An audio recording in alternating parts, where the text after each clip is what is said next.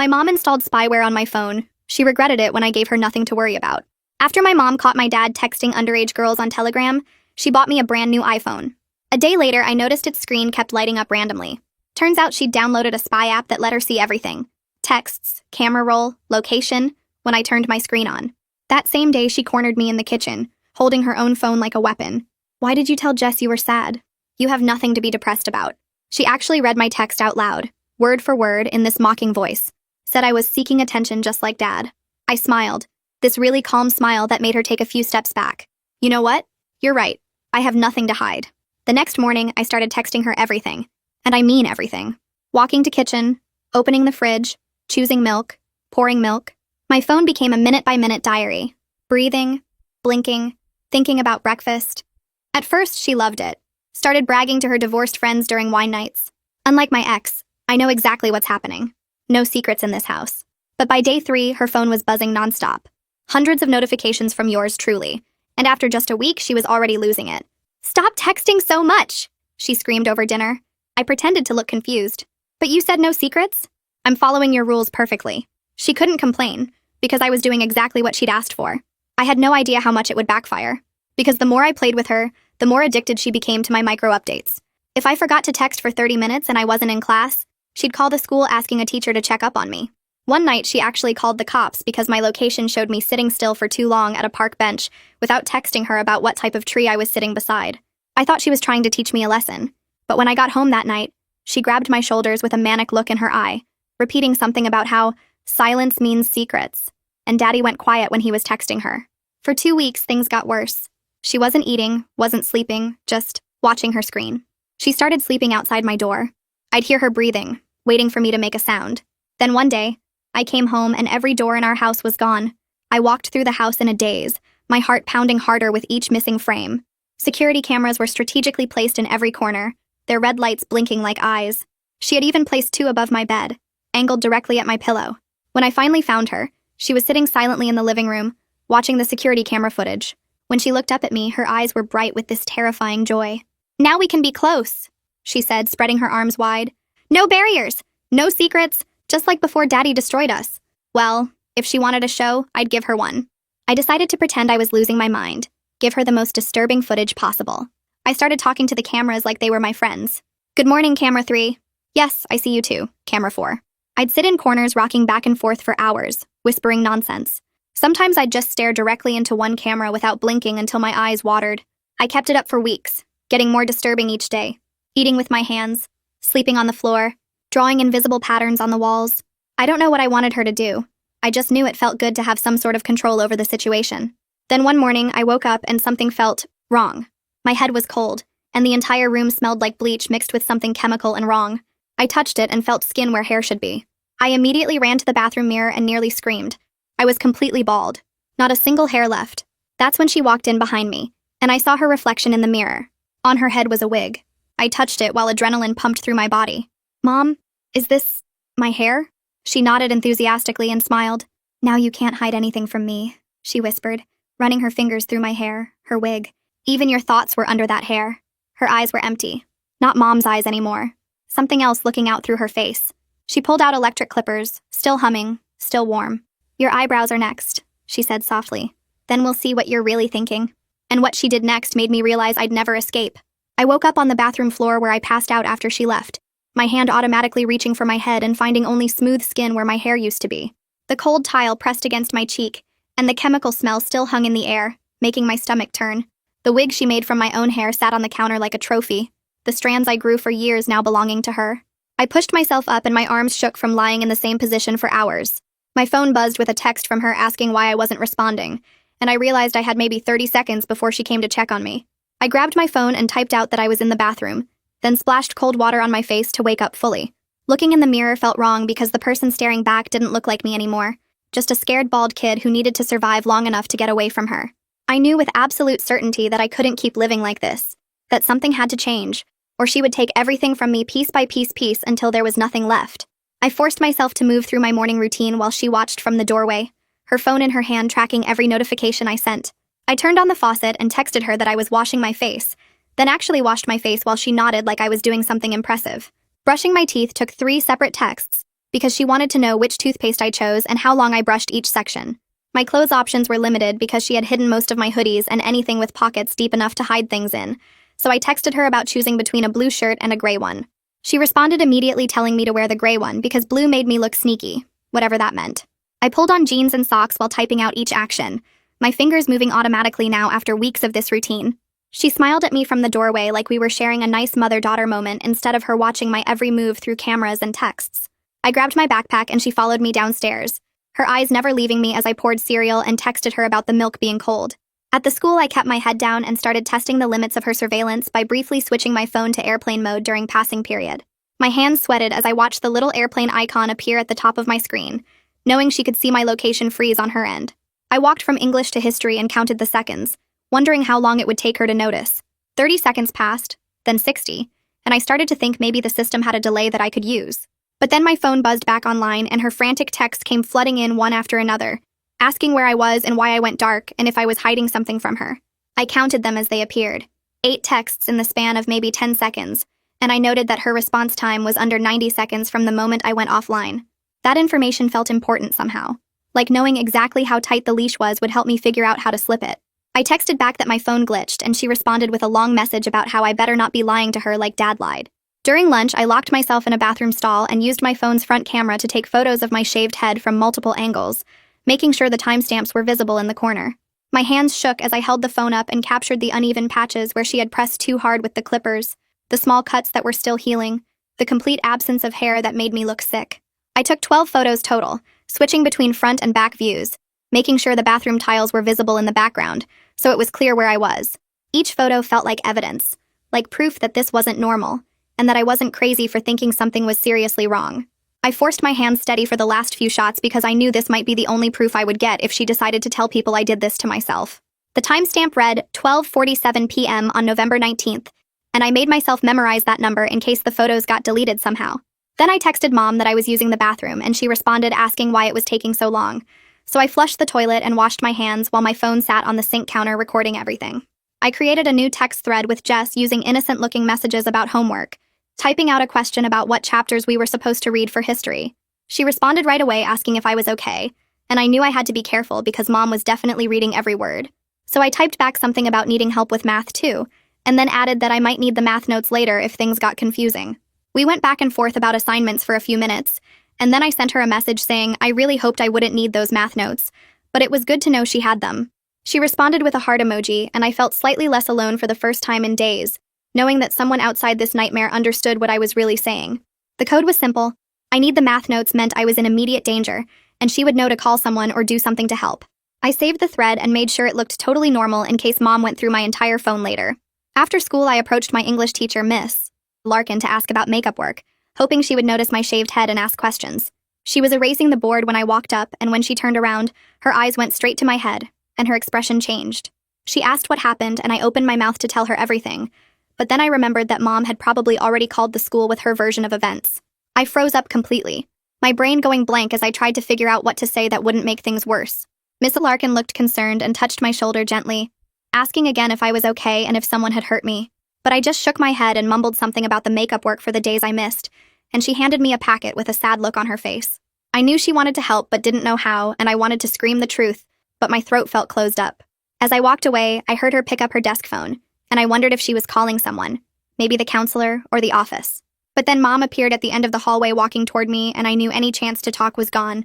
That night, I used the school library computer to research the spy app on my phone, learning that it had device administrator privileges that prevented me from uninstalling it.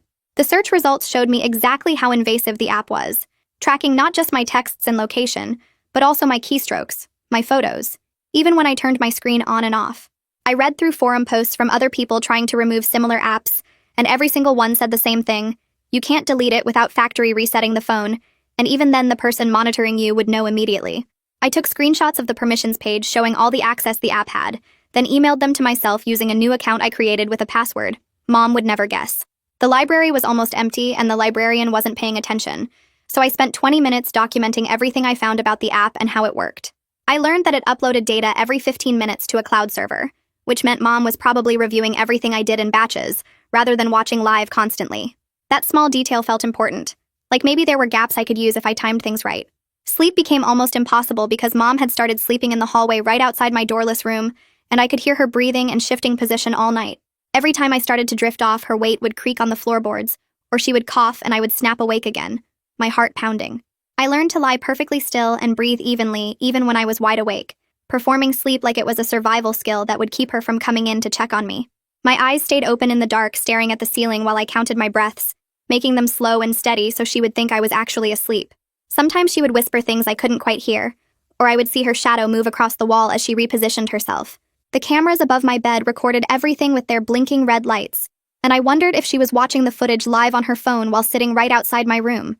By 3 a.m, my whole body ached from staying so still, but I didn't dare move because any sound might bring her in here with questions about why I was awake. On the third night, she came in with the electric clippers again, saying it was time for my eyebrows, but I managed to talk her down by promising to text even more frequently. She stood at the foot of my bed holding the clippers, and I could hear them buzzing before she even turned them on, the sound making my skin crawl. I sat up and told her I would send her updates every 10 minutes instead of every 15, that I would text her about everything including my thoughts if she wanted. She considered this while the clippers hummed in her hand, her eyes looking past me at something I couldn't see. Then she agreed to wait, but kept the clippers on my nightstand as a reminder, setting them down carefully like they were precious. I spent the rest of the night staring at them, watching the silver blades catch the red glow from the camera lights, knowing that next time I might not be able to talk her out of it. My eyebrows felt like they were burning even though she hadn't touched them, and I kept reaching up to make sure they were still there.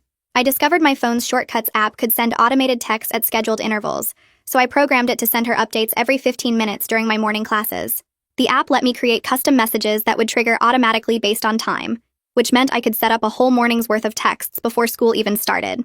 I typed out boring updates about being in class, taking notes, listening to the teacher, walking to my locker, and scheduled them to send throughout the day. This bought me small windows of time where I wasn't actively typing and could focus on planning my next steps, maybe even talk to someone without her immediately knowing. I tested it during first period and watched my phone send a message on its own while I sat there doing nothing, and Mom responded with a thumbs up like everything was normal. The automated texts wouldn't fool her forever because eventually she would notice they were too regular and predictable, but for now it gave me just enough breathing room to think clearly. I added the shortcuts to my home screen disguised as a calculator app so she wouldn't find them if she ever got her hands on my phone. I slide the phone back under my pillow and open my eyes just enough to watch the shadows on the wall, making sure she doesn't move from her spot in the hallway. My automated text system sends another update about sleeping peacefully, and I hear her phone buzz softly outside my room. The next morning, I eat breakfast while she watches me from across the table, her eyes tracking every movement of my spoon from bowl to mouth. I text her that I'm eating cereal, chewing, swallowing, and she nods along with each notification like she's conducting an orchestra. At the school, I head straight to the library during study hall and log into one of the Chromebooks they keep on the charging cart. I open a private Google Doc and title it Timeline in plain text so it looks like a school assignment if anyone glances at my screen. My fingers shake a little as I start typing, but I force them steady because this is important. Door removal November 3rd, I write. Then cameras installed November 5th. Head shave November 18th. Clippers threat November 21st. I add details about the spy app installation, the bathroom monitor, her sleeping in the hallway, every single thing I can remember with exact dates. The bell rings before I finish, but I save it and log out, making sure to clear my browser history even though the school computers do that automatically. After school, I decide to test something. So instead of walking straight home, I take a detour to the convenience store 3 blocks past my usual route. I keep my phone in my pocket and walk at a normal pace, counting the minutes in my head while my automated texts keep sending her updates about walking home from the school. I make it inside the store and I'm looking at the candy aisle when my phone starts buzzing. 17 minutes, I note, which means her location alerts aren't instant and there's a delay in the system.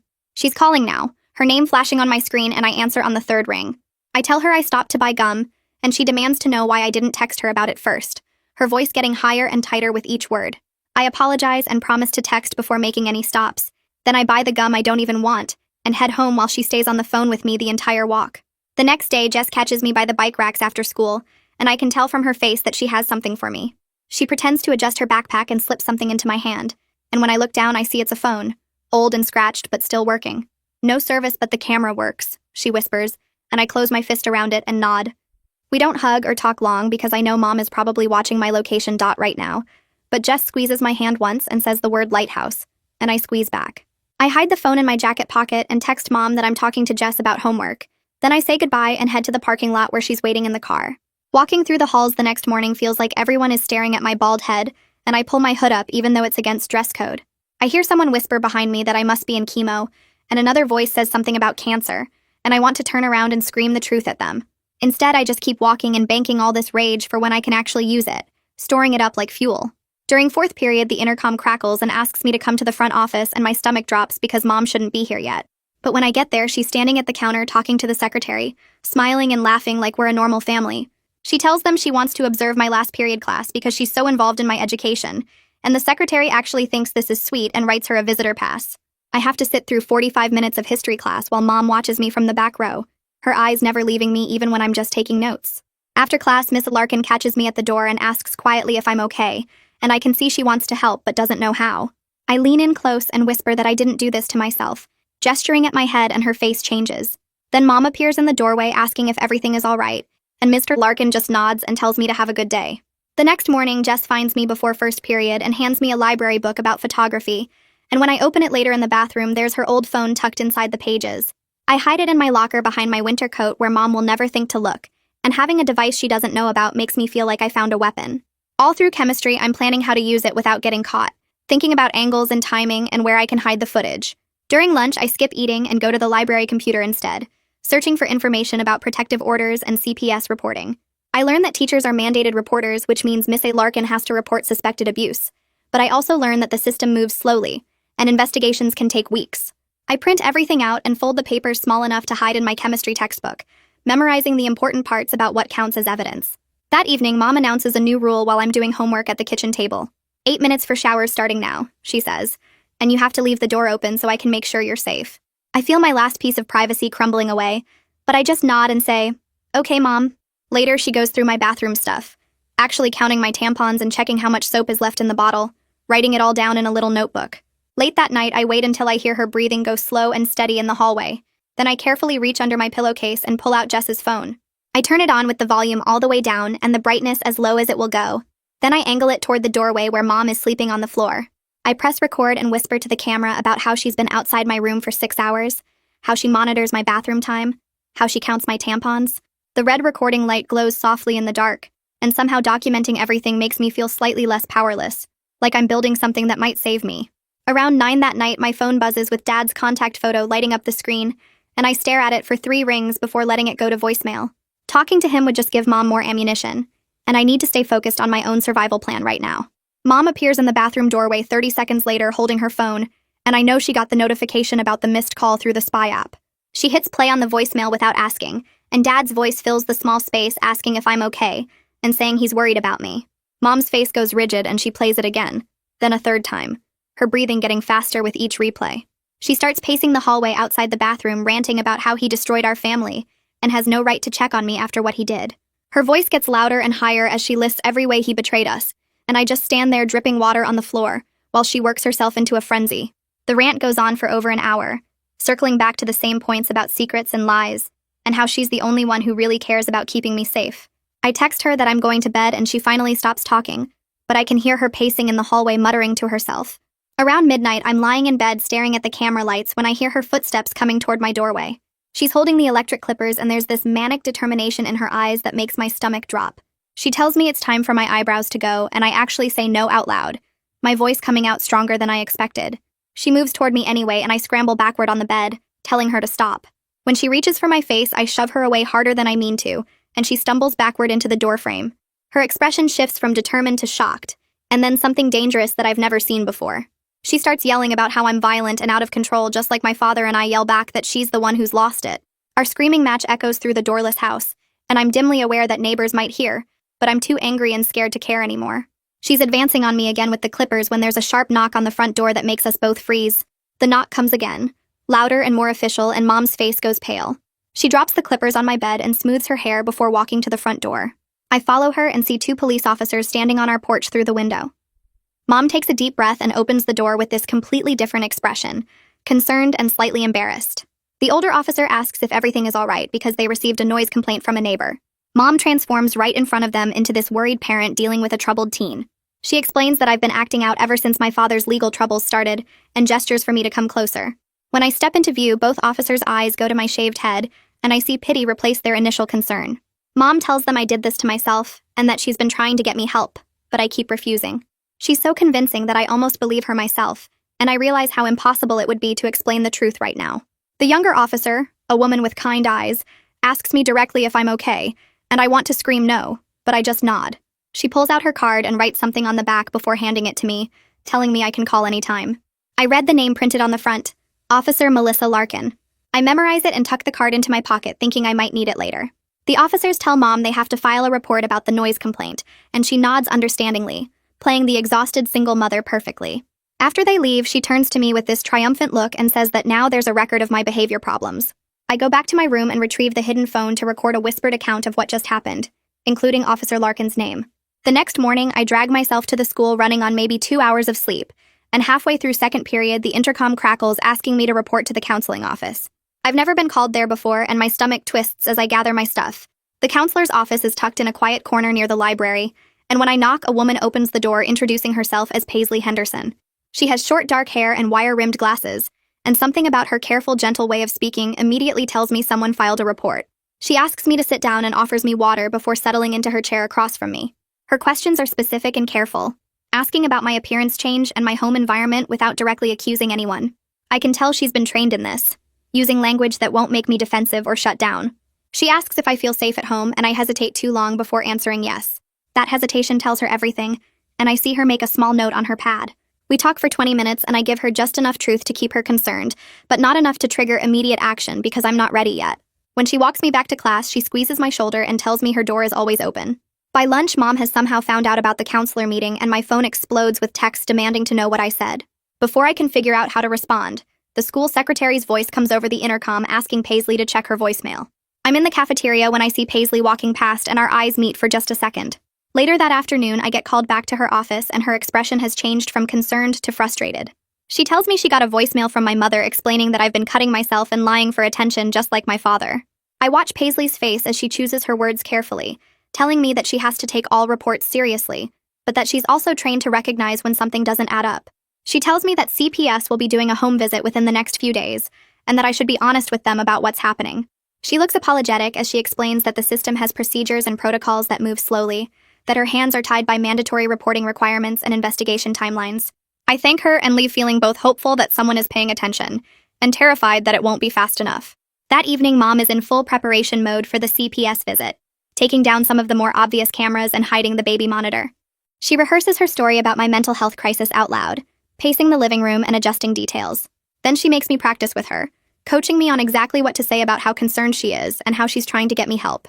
I play along perfectly while mentally recording every single word for the hidden phone later. She tells me to emphasize that Dad's legal problems have been really hard on me, and that I've been acting out for attention. The next morning before homeroom, Jess corners me by my locker and tells me I need to get bolder about collecting evidence. She explains that the system won't help unless I give them something they absolutely can't ignore.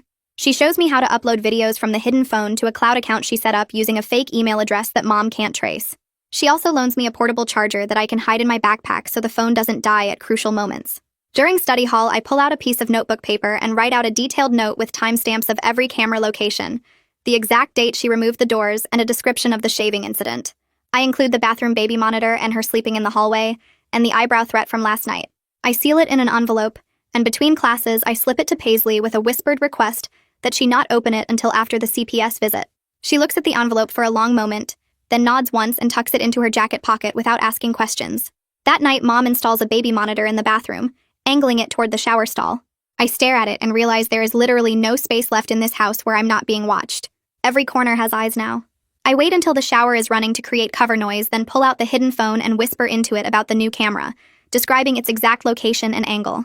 My voice is barely audible over the water, but the recording picks it up, and I feel slightly less alone, knowing that somewhere in a cloud account, there's proof of everything she's doing to me. Requested Reads is on Spotify now. Check out link in the description or comments. The next morning, I wake up exhausted, but my brain is working overtime on a new plan. I spend first period programming my phone's automation app to send Mom texts every 15 minutes during lunch. Generic stuff like eating sandwich, and talking to friends, and drinking water.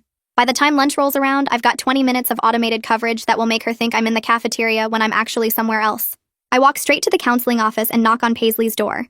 She looks up from her desk and waves me in, closing the door behind me even though I know Mom will see my location sitting still in this building.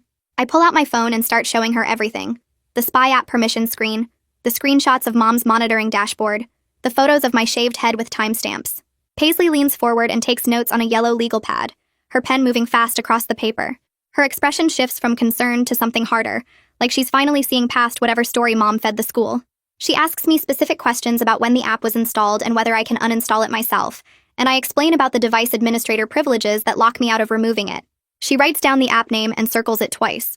When my phone buzzes with mom's reply to one of my automated texts, Paisley watches the notification pop up and her jaw tightens. She tells me she's documenting all of this and will be sharing it with her supervisor and CPS.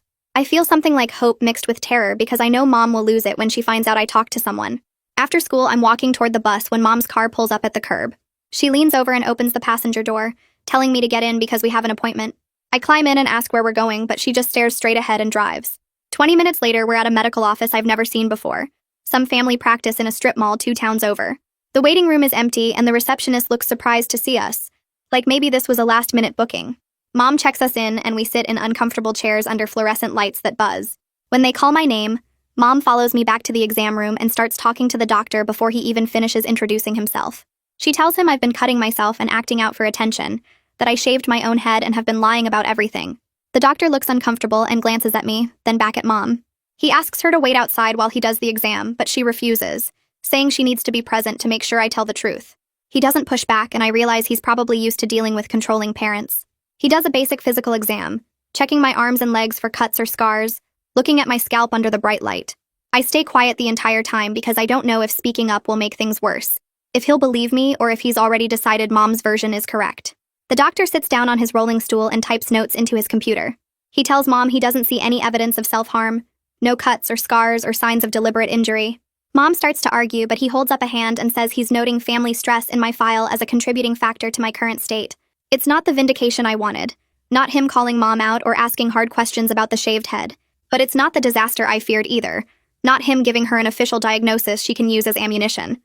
I take the neutral language as a small win, because at least he didn't hand her proof that I'm crazy or dangerous to myself. On the drive home, Mom is silent and I can see her hands gripping the steering wheel too tight, knuckles white. She's mad that the doctor didn't give her what she wanted. That night, I try to sleep, but my body won't relax. Around midnight, Mom's voice crackles through the intercom speaker she installed in my room, sharp and sudden in the darkness. She demands I respond and prove I'm not hiding something. I mumble that I'm here and trying to sleep. An hour later, her voice cuts through again, asking what I'm thinking about. I say nothing, and she tells me that's not an answer. This pattern continues all night, her voice checking on me every hour or two, never letting me fall into deep sleep. By morning, I'm shaky and unfocused, my thoughts moving through mud. I learn to sleep in short bursts of 30 or 40 minutes, staying alert enough to answer when the speaker crackles to life. My body feels heavy and my eyes burn, but I force myself to get ready for school, because at least there I have a few hours away from her constant monitoring. During third period on day 13, I'm sitting at my desk trying to focus on the teacher's lecture when everything goes sideways. The room tilts and my vision narrows to a tunnel. I feel my body sliding out of the chair and then I'm on the floor with people crowding around me. Someone helps me up and walks me to the nurse's office where the nurse takes one look at me and pulls out her phone. She starts taking photos of my shaved head, the dark circles under my eyes that look like bruises, my shaking hands. She asks when I last slept through the night and I can't remember. She files another mandated report while I sit on the vinyl bench drinking orange juice from a small carton, too exhausted to feel embarrassed about collapsing in class. The cold juice helps a little and the nurse lets me rest for the remainder of the period before sending me back to class. That same afternoon, I'm home for maybe an hour when there's a knock on the door. Mom opens it and I see a woman in business casual holding a tablet and a leather folder. She introduces herself as Arya Kruger from CPS and says she's here for a home visit. Mom's carefully constructed calm cracks for just a second, her smile too tight and her voice too high as she invites Arya inside. I watch from the hallway as Arya's eyes move around the living room, taking in the missing doors and the monitors on Mom's desk, showing live camera feeds from every room. Mom tries to explain it away as a security system, but Arya's expression hardens as she walks through the house, noting the bathroom camera and the empty door frames. She asks to speak with me privately, and Mom starts to protest, but Arya cuts her off with professional firmness, saying it's standard procedure. We go outside to Arya's car and she asks me direct questions about the cameras and the doors and whether I feel safe. I tell her everything as clearly as I can, trying not to cry because I need her to take me seriously. She takes notes and tells me she'll be following up within 48 hours. That evening, my phone buzzes with a text from Dad. He says he heard from someone at the school that things are bad and offers to let me stay with him. I stare at the message and think about all my research on his case, the Telegram investigation that's still ongoing. Getting caught between both parents feels more dangerous than staying focused on my own escape plan. I don't respond and delete the message, hoping Mom won't notice it came through. But she does. She must have been watching the spy app dashboard because 20 minutes later she storms into my room demanding to know why Dad is texting me. I try to explain that I didn't ask him to reach out, but she's not listening. She takes all my charging cables from my desk and my laptop from my backpack, leaving me with just my phone at 15% battery. Her paranoia has reached a fever pitch, and she's muttering about everyone conspiring against her, about secrets and betrayal. She paces the hallway outside my room for hours, her footsteps back and forth like a metronome. I wait until after midnight when her pacing finally stops, and I hear her breathing even out in sleep. I pull the hidden phone from the heating vent and turn it on, holding it close to my face in the darkness. I record a video explaining everything from the beginning, the spy app and the door removal and the shaving and the intercom checks. My voice shakes, but I keep going, making sure to include dates and specific details. When I'm done, I hide the phone back in the vent and try to sleep. The next morning, I wake up early and get to the school before first period starts. I go straight to the library and plug the hidden phone into a charging station, my hands shaking the entire time as I upload the video to the cloud account Jess set up. The upload bar moves painfully slow, and I keep watching the door expecting Mom to somehow appear. But it finishes, and I disconnect the phone and hide it back in my backpack, just as the first bell rings. During lunch, Paisley pulls me into her office and closes the door.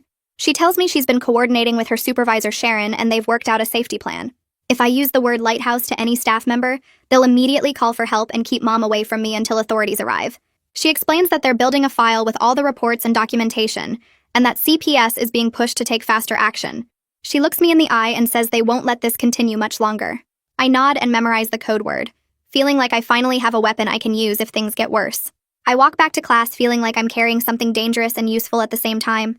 This one word that could change everything if I need it. The afternoon drags by and I keep checking my phone out of habit, sending Mom my usual updates about moving between classrooms and sitting at my desk. When I get home around 3:30, I hear her voice coming from the kitchen, higher and tighter than normal, and I pause in the doorway to listen. She's on the phone with someone and I catch fragments of her responses. Lots of yes, and I understand and will be there. But her hand is shaking as she writes something down on a notepad. When she hangs up, she just stands there staring at the wall, not moving, not blinking, and I count the seconds in my head. 1 minute passes, then 5, then 10 full minutes of her frozen in place like a statue. I recognize that look from the night she found out about Dad, this blank expression that means her brain is working too hard to control her face. I back away quietly and go to my room, texting her that I'm home and starting homework, and she doesn't respond for almost 20 minutes, which never happens. That night I try to sleep, but I'm too wired, too aware of her breathing pattern in the hallway outside my doorless room. Around 2 in the morning, I hear her footsteps coming closer, and I keep my eyes closed, pretending to be asleep even though my heart is racing. The footsteps stop right next to my bed and I feel her standing over me. Then I hear the familiar buzzing sound of the electric clippers turning on. My eyes snap open and she's already reaching for my face. Her expression completely blank and I try to twist away, but she grabs my head with her other hand. The clippers are cold against my skin and I'm thrashing, but she's stronger than I expected, holding me down while she runs the blade across where my eyebrows used to be. I feel the metal nick my skin and warm blood starts trickling down my forehead, mixing with tears I didn't know I was crying. She does the other eyebrow while I'm still fighting, creating more small cuts that burn and bleed, and the whole time she's humming this tune I don't recognize. When she's done, she steps back and looks at me like she's examining her work. Then she just walks out without saying anything. I lie there shaking for a few minutes, touching my face and feeling nothing but smooth skin and sticky blood. Then I remember the hidden phone and I move fast, pulling it from the heating vent and turning on the camera. I hold it up close to my face, making sure the bleeding cuts are visible, making sure the timestamp shows it's 2:30 in the morning. My expression in the camera is blank, just empty shock, and I stare at myself for a solid 10 seconds before setting it down. I prop the phone on my desk angled directly at the doorway, making sure the red recording light is hidden in the shadows behind some books. Then I get back in bed and wait, because I know she'll come back to check on me. She always comes back. An hour passes and I hear her footsteps again, slower this time, and she appears in the doorway. She stands there talking, but not to me, just talking to the air about how there are no more secrets now, how she can see everything, how the cameras watch and the phone tracks and the doors are gone. She lists all the ways she monitors me like she's reading from a checklist, explaining her reasoning in this flat voice that sounds almost reasonable if you don't think about what she's actually saying. The hidden phone is recording every single word, and I stay perfectly still, barely breathing, watching that tiny red light in the corner of my vision. She talks for almost 15 minutes about Dad and betrayal, and how silence means hiding things, and then she just stops mid-sentence and walks away. I wait another 10 minutes before I move, making sure she's really gone this time. The next morning, I'm up before my alarm, moving quietly through the house while Mom is still asleep in the hallway. I grab the hidden phone and my backpack and leave early, texting Mom that I'm going to study at the school before classes start. The library is empty when I get there, and I plug the phone into a charging station with shaking hands, waiting for it to power up enough to access the files. The upload to the cloud account takes forever. The progress bar moving so slowly, I keep checking the door expecting Mom to somehow appear. But it finishes, and I immediately send Paisley an email with the login information and a short message that just says, "You need to see this." My phone battery is down to 8%, and I'm running on pure adrenaline, but I know I'm close now. During second period, a student aide comes to get me, and I follow her to Paisley's office, my stomach tight with nerves. Paisley closes the door and tells me she's shared everything with both CPS and the police, that they're coordinating a response for tomorrow, that they have a plan. She looks me straight in the eye and promises they won't let Mom take me home again, and I want to believe her so badly, but I've learned not to trust promises from adults. I just nod and ask what I should do today, and she tells me to act normal and keep my phone charged. That afternoon when I get home, Mom is in my room, everything pulled out of my drawers and closet, clothes and books scattered everywhere. She's waiting by the door when I walk in and immediately starts demanding to know who I've been talking to, what I've been saying, who's turning me against her. I pull out my phone and start flooding her with texts about my walk home, describing every street corner and stop sign, listing the colors of cars I passed. The meaningless details distract her enough that she stops interrogating me, and I keep it up all evening, texting her about homework and dinner and brushing my teeth. After she finally goes to her spot in the hallway, I spend an hour programming my phone to send automated updates every 10 minutes for the entire next day. If everything goes according to plan, I won't have access to my phone by tomorrow afternoon, and I need her to think everything is routine as long as possible. The automated messages are all boring stuff like working on math homework and eating lunch and walking to next class, nothing that would make her suspicious. On day 16, I wake up and my phone starts sending its scheduled updates automatically, and I go to the school trying to act normal even though I feel like I'm about to jump out of my skin. Third period is English, and I'm halfway through when there's a knock on the door and Mom walks in. She goes straight to the teacher, and I hear her saying something about withdrawing me, about homeschool, about needing to protect me from bad influences. The front office staff follow her in looking uncertain, and I see them glancing at each other like they're not sure what to do. That's when I stand up and say the word lighthouse, loud enough for everyone to hear. The secretary's eyes go wide, and she immediately pulls out her phone, and suddenly everyone is moving and making phone calls, and the teacher is asking Mom to please wait in the hallway. Within 15 minutes, there are police officers in the hallway outside the classroom, and I can see Arya from CPS walking into the principal's office.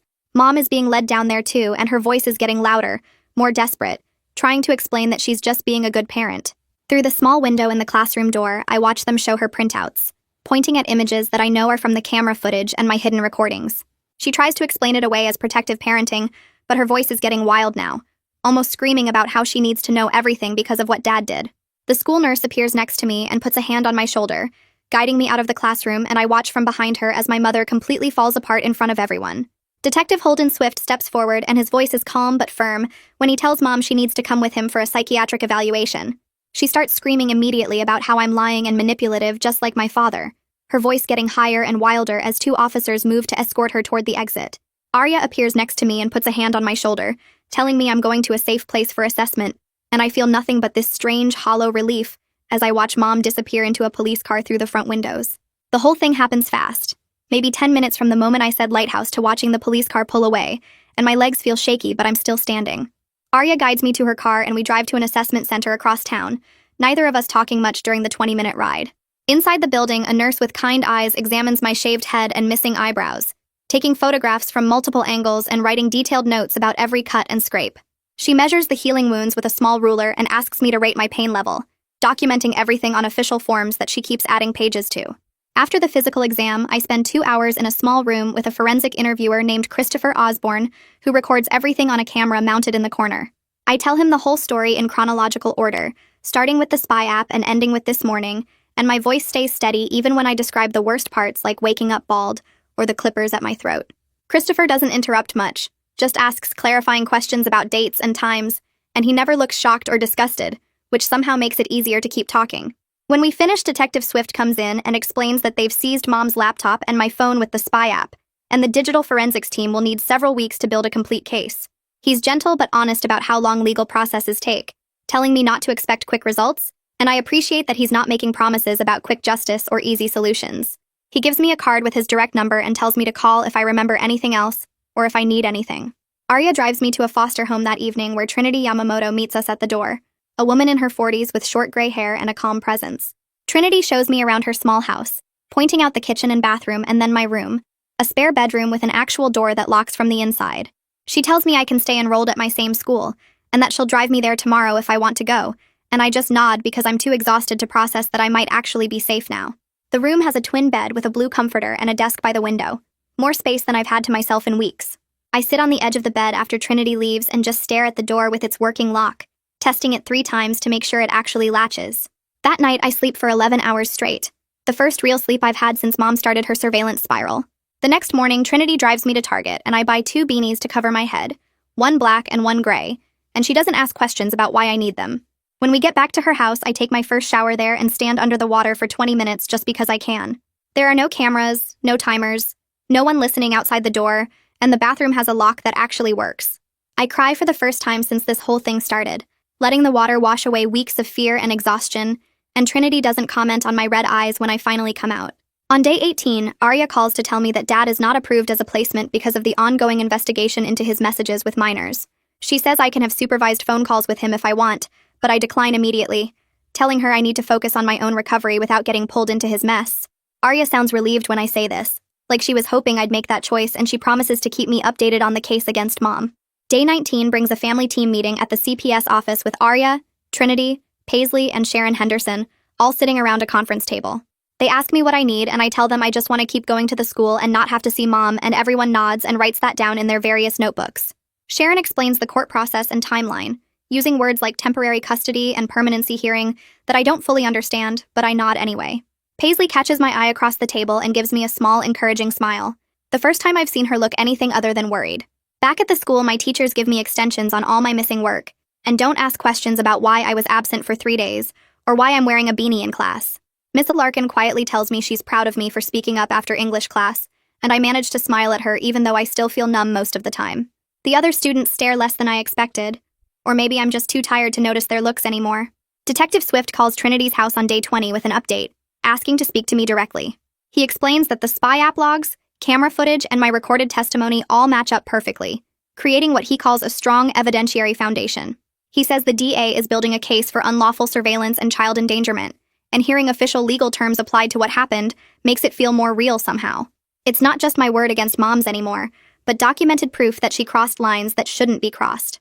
Arya sets me up with a therapist named Naomi Dubois, who specializes in family trauma, and in our first session, she teaches me grounding techniques for when I start to panic. She shows me how to focus on 5 things I can see, 4 things I can touch, 3 things I can hear, 2 things I can smell, and 1 thing I can taste. I practice the breathing exercises she demonstrates, counting to 4 on the inhale and 6 on the exhale, and they actually help, which surprises me because I didn't think anything could make the anxiety better. Naomi doesn't push me to talk about everything right away, instead focusing on giving me tools to manage the panic attacks that hit me randomly throughout the day.